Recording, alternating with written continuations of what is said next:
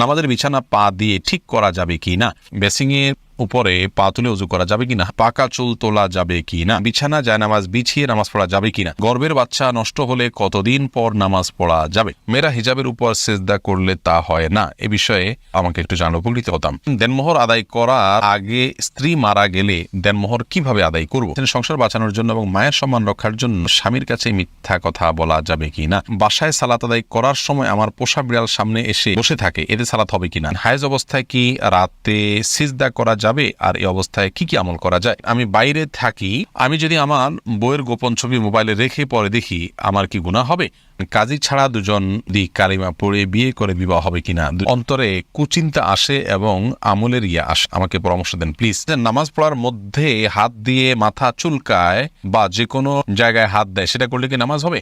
মেয়েরা ফর্সা হওয়ার জন্য কোনো ক্রিম নিতে পারবে কি না? প্রিয় দর্শক, আপনাদের যে সমস্ত প্রশ্ন ইতিমধ্যে আমাদের কাছে চলে এসেছে, আমরা সে সমস্ত প্রশ্ন উত্তর দেওয়া শুরু করছি ইনশাআল্লাহ। জান্নাতুল নাইম জানতে চেয়েছেন, হায়েজ অবস্থায় কি রাতে সিজদা করা যাবে, আর এই অবস্থায় কি কি আমল করা যায়? মাসিক অবস্থায় মেয়েরা সিজদা দিবেন না, 5 ওয়াক্ত নামাজ পড়বেন না, বা কোনো নামাজ পড়বেন না, কোরআন স্পর্শ করবেন না এবং তওয়াফ করবেন না, এছাড়া রোজা রাখবেন না, স্বামী সহবাস করবেন না, এছাড়া যে কোনো কাজ তারা করছেন, দোয়া দুরুদ ইস্তেগফার, আল্লাহর কাছে প্রার্থনা, ইসলাম বই পুস্তক পড়ায় সব কাজগুলো তারা করতে পারবেন, কোনো সমস্যা নেই। আল মুজাহিদ জানতে চেয়েছেন, বাসায় সালাত আদায় করার সময় আমার পোষা বিড়াল সামনে এসে বসে থাকে, এতে সালাত হবে কিনা? জি আল মুজাহিদ ভাই, কোনো অসুবিধা নেই, পোষা বিড়াল যদি সামনে এসে বসে থাকে আপনার সালাত আদায় হয়ে যাবে। প্রিশিলা আহমেদ আপনি জানতেছেন, সংসার বাঁচানোর জন্য এবং মায়ের সম্মান রক্ষার জন্য স্বামীর কাছে মিথ্যা কথা বলা যাবে কি না? সংসার বাঁচানোর জন্য যদি হয় তাহলে কথা ঘুরিয়ে বলবেন, সরাসরি মিথ্যা না হলে মিথ্যা কথাটাকেই এমনভাবে বলবেন যে সত্যি মিথ্যা দুটি সম্ভাবনা আছে, এটা ঘুরিয়ে বলবেন, তাহলে সেটি জায়েজ হবে, কোনো অসুবিধা নেই। আর তাছাড়া স্বামী স্ত্রী একে অন্যের সাথে মিথ্যা কথা বলতে পারে তাদের প্রশংসামূলক বা সংসার রক্ষার জন্য যদি একান্ত বাধ্য হন, তবে আবারও বলছি ঘুরিয়ে বলবেন, সরাসরি মিথ্যা নয়। এবারে মানসুর আলী জানতে চেয়েছেন, দেনমোহর আদায় করার আগে স্ত্রী মারা গেলে দেনমোহর কিভাবে আদায় করব? দেনমোহর করার আগেই যদি স্ত্রী মারা যান, আল্লাহ মাফ করুন, তাহলে এটা তো স্ত্রীর পাওনা ছিল, এটি আপনি স্ত্রীর ওয়ারিস যারা তাদের মধ্যে যার যতটুকু প্রাপ্য আছে সে হারে বন্টন করে দিতে পারেন, অথবা তার পক্ষ থেকে আল্লাহ রাস্তা দান করে দিলেন, যেন সব তিনি পেয়ে যান। সাইফুর রহমান সিয়াম জানতে চেয়েছেন, পাকা চুল তোলা যাবে কি না? পাকা চুল আপনার একটা বা দুইটা হয়, সেটা তোলা উচিত নয়, কোনো কোনো হাদিসে সেটি নিষিদ্ধ রয়েছে, বিশেষ করে নিজের বয়স লোকানোর জন্য অনেকেই কাজটি করে থাকেন, এটি না করাই উচিত। নীলুফার ইয়াসমিন মাইশা আপনি জানতে চেয়েছেন, সম্প্রতি একটা মাদ্রাসায় পড়া বোনের কাছ থেকে শুনেছি মেয়েরা হিজাবের উপর সেজদা করলে তা হয় না, এ বিষয়ে আমাকে একটু জানালে উপকৃত হতাম।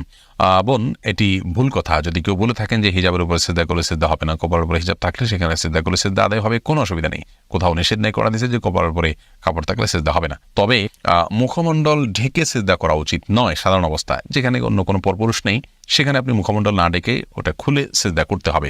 হাদিস স্পষ্টভাবে মুখমণ্ডল ঢেকে সেজদা করার পর নিষেধাজ্ঞা রয়েছে। আব্দুল মান্নান জানতে চেয়েছেন, আমি বাইরে থাকি, আমি যদি আমার বইয়ের গোপন ছবি মোবাইলে রেখে পরে দেখি আমার কি গুনাহ হবে? না ভাই, আপনার স্ত্রীর একান্তের বা আপনার একান্ত মুহূর্তের ছবি বা যে কোনো ধরনের ছবি ভিডিও আপনার কাছে থাকলে সেটা আপনি দেখতে পারেন গোপনে, কোনো অসুবিধা নেই, এতে আপনার কোনো গুনাহ হবে না। তবে মনে রাখতে হবে যে এতে তার প্রাইভেসি যাতে লঙ্ঘন না হয়, অর্থাৎ অন্য কারোর নাগালে যেন এটি চলে না যায়, সেজন্য প্রোফাইল লক দিয়ে বা বিভিন্নভাবে সেটিকে আপনার নিরাপদে সংরক্ষণ করতে হবে, আপনি দেখতে পারেন, কোনো অসুবিধা নেই। এরপরে এমডি আমিরুল ইসলাম জানতে চেয়েছেন, কাজী ছাড়া দুজন যদি কালিমা পড়ে বিয়ে করে বিবাহ হবে কিনা? দুজন যদি একজন প্রস্তাব করেন আর একজন প্রস্তাব গ্রহণ করেন এবং দুজন সাক্ষী উপস্থিত থাকে, মহানা নির্ধারণ করা থাকে, অভিভাবকদের সম্মতি থাকে, কোনো অসুবিধা নেই, বিয়ে হয়ে যাবে। যদিও ছেলেদের প্রাপ্তবয়স্ক ছেলের জন্য অভিভাবকের সম্মতি কারোর মতো শর্ত নয়, প্রাপ্তবয়স্ক মেয়েদের ব্যাপারে অভিভাবকের সম্মতিকে শর্ত করেছেন অনেক উলামায়ে কেরাম, যদি ইমাম আবু হানিফার মাযহাব অনুযায়ী সেই শর্ত নয়। তো বিবাহের মৌলিক শর্ত হলো তাদের উভয়ের প্রস্তাব এবং সম্মতি, দুজন সাক্ষী শুনবেন, পুরুষ সাক্ষী শুনবেন এবং মহানা নির্ধারণ করবে, সেগুলো থাকলে বিয়ে হয়ে যাবে। কাজী এটা বিয়ের জন্য আবশ্যক নয়, কাজী ছাড়াও বিয়ে হতে পারে। আব্দুল্লাহ আল মামুন জানতে চেয়েছেন, অন্তরে কুচিন্তা আসে এবং আমলের আসে, আমাকে পরামর্শ দেন প্লিজ। কুচিন্তা এবং খারাপ চিন্তা ভাবনা এগুলো দূর করার জন্য বেশ কয়েকটি ভিডিও আমাদের আছে, সেগুলো দেখে নেবেন ইনশাআল্লাহ। আপনি বাজে কোনো চিন্তা আসলে বাম দিকে থুতু ফেলে 3 বার আমানতু বিল্লাহি ওয়া রাসূলিহি এটা পড়বেন, সেই সাথে আল্লাহ তাআলার কাছে দোয়া করবেন, পানাহ চাইবেন, আল্লাহুম্মা জাআল ওয়াসাওয়িসা কলবি খাশিয়াতাক, আল্লাহ আমার অন্তরের কুমন্ত্রণাগুলোকে আপনার ভয় দিয়ে আপনি পরিবর্তন করে দিন, এভাবে আল্লাহর কাছে দোয়া করতে পারেন, নিজের ভাষায় আপনি বলতে পারেন। সেই সাথে আপনার আল্লাহকে নিয়ে যদি বাজে চিন্তা আসে তার জন্য আলাদা কিছু পরামর্শ আছে, আমাদের ভিডিওতে দেখে নেবেন। আসলে সমস্ত আমলকে লুকিয়ে করার চেষ্টা করবেন, এই প্রবণতা আপনার মধ্যে থাকলে এবং এই কসরত আপনি কিছুদিন করলে ইনশাআল্লাহ রিয়া দূর হয়ে যাবে। রেবা তরফদার আপনি জানতে চেয়েছেন, কুড়িয়ে পাওয়া নবজাতক শিশু নিজ সন্তানের মতো প্রতিপালনের ক্ষেত্রে তার পিতামাতার নাম কি নিজেদেরটাই ব্যবহার করতে পারবো, নইলে তার স্কুলে ভর্তি আইডি বিভিন্ন ক্ষেত্রে সমস্যা দেখা দিবে, সমাজে সে তো প্রতিটি ক্ষেত্রে হেয় প্রতিপন্ন হবে। খুব চিন্তা আছে, আশা করি সঠিক নির্দেশনা পাবো। বোন রাবেয়া, যদি কুড়িয়ে পাওয়া হয় এবং তার বাবা মাকে কোনোভাবেই খুঁজে বের করানো হয়, আজকাল ডিএনএ বিভিন্নভাবে হয়তো খুঁজে পাওয়ার স্কোপ থাকতে পারে, যদি থাকে তাহলে সে চেষ্টা করতে হবে। যদি কোনোভাবে তার বাবা মা খুঁজে পাওয়া না যায়, তাহলে সেক্ষেত্রে আপনার ওই শিশুকে যারা লালন পালন করছেন তার জীবনের তার লাইফ যাতে সহজভাবে চলতে পারে সেটার সুবিধার্থে তাদের বাবা মা ঘরে তাদের নাম তারা উল্লেখ করতে পারেন, অসুবিধা নেই। লালন পালনকারী ব্যক্তিকে বাবা মার ঘরে নাম উল্লেখ করলেও প্রকৃত ঘটনাকে তারা লুকানোর চেষ্টা করবেন না, সেটি যেন সবাই জানে, সন্তান জানে যে তার বাবা মা ভিন্ন কেউ। বাকি তার সুবিধার দিকে লক্ষ্য করে রূপক অর্থে নিজেদেরকে বাবা মা হিসাবে পেশ করতে পারে। তাহিদুল ইসলাম পলাশ জানতে চেয়েছেন, নামাজ পড়ার মধ্যে হাত দিয়ে মাথা চুলকায় বা যে কোনো জায়গায় হাত দেয়, সেটা করলে কি নামাজ হবে? হালকা যদি চুলকায় নামাজ হয়ে যাবে, কোনো অসুবিধা নেই, বা হালকা একটু হাত দিলে সমস্যা নেই। কিন্তু এত বেশি চুলকালো, ধরুন 2 হাত ছেড়ে দিয়ে আপনি খুব আরামসে এমনভাবে চুলকালেন যে একজন সাধারণ মানুষ বাহির থেকে আপনাকে দেখে আপনি কি নামাজে আসেন কিনা সেটা নিয়ে তার সন্দেহ হয়, অথবা আপনি নামাজে আসেন এটা সে বুঝতে না পারে, এরকম যদি হয় তাহলে এটাকে আমলে কাসির বলা হয়। এরকম আমলে কাসিরগুলো নামাজ হবে না। আর যদি হাইয়া আছে, নামাজের রূপ আছে, আপনি সেই রকম ইয়ের মধ্যেই আছেন, নামাজের অবস্থার মধ্যেই আপনি আছেন, বোঝা যায় যে আপনি নামাজে আছেন, সে অবস্থা বজায় রেখে ধরুন হাতে একটা বাধা আছে আর একটা দিয়ে হালকা একটু চুলকালেন, মানুষ দেখলে বুঝতে পারতেছে যে আপনি নামাজে আছেন, আপনার ভাবভঙ্গি বাধাটা বোঝা যাচ্ছে, এরকম যদি হয় তাহলে এটুকু চুলকালে কোনো অসুবিধা হবে না, জায়েজ হবে।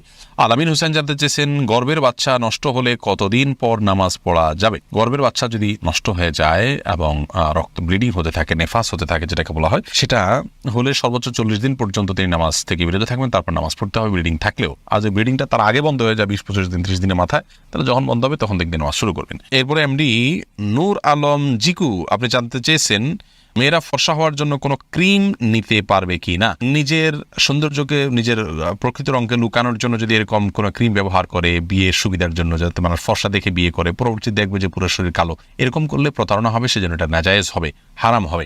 আর এমনিতে নিজের রূপচর্চার অংশ হিসাবে যদি তিনি করেন, এখানে কাউকে প্রতারণা করার কোনো স্কোপই নেই। ধরুন বিয়ে হয়ে গেছে কথার কথা, অথবা বিয়ের এখনো আলোচনাই নেই, তো এই জায়গা থেকে জাস্ট নিজেকে সুন্দর হিসাবে প্রকাশ করার জন্য করছেন, তাহলে সেক্ষেত্রে এটা করতে পারেন। আর যদি এখানে ব্যাপক পরিবর্তন হয়, অর্থাৎ গোটা রংটাই টোটাল চেঞ্জ হয়ে যায়, তাহলে সেটা জায়েজ নাই, কারণ লা তাবদিলা লিখালকিল্লাহ, আল্লাহর সৃষ্টিতে পরিবর্তন করা জায়েজ নাই।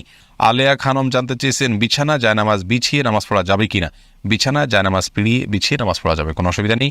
যারা জানতে চেয়েছেন, বেসিংয়ের উপরে পা তুলে উজু করা যাবে কিনা? হ্যাঁ বোন, বেসিং উপর পা তুলে আপনি উজু করতে পারেন, কোনো অসুবিধা নেই, যদি আপনি পড়ে যাওয়ার রিস্ক না থাকে বা নিচে পানি পড়ে অন্যদের পরিবেশ নষ্ট না হয় বা সেটা মুছে দিয়ে আপনি করতে পারেন, তাহলে করতে পারেন, কোনো অসুবিধা নেই। তবে পাবলিক প্লেসে এরকমটি না করা উচিত যদি বিকল্প কোনো ব্যবস্থা থাকে, কারণ সেটি দৃষ্টিকটু এবং অনেক সময় সতর লঙ্ঘন হতে পারে বা দেখতে খারাপ দেখা যেতে পারে, অন্যের অধিকার ব্যাপারটা সেখানে থাকে, তো সেজন্য এমনটি না করা উচিত পাবলিক প্লেসে। তাসলিমা আক্তার জানতেছেন, নামাজের বিছানা পা দিয়ে ঠিক করা যাবে কি না?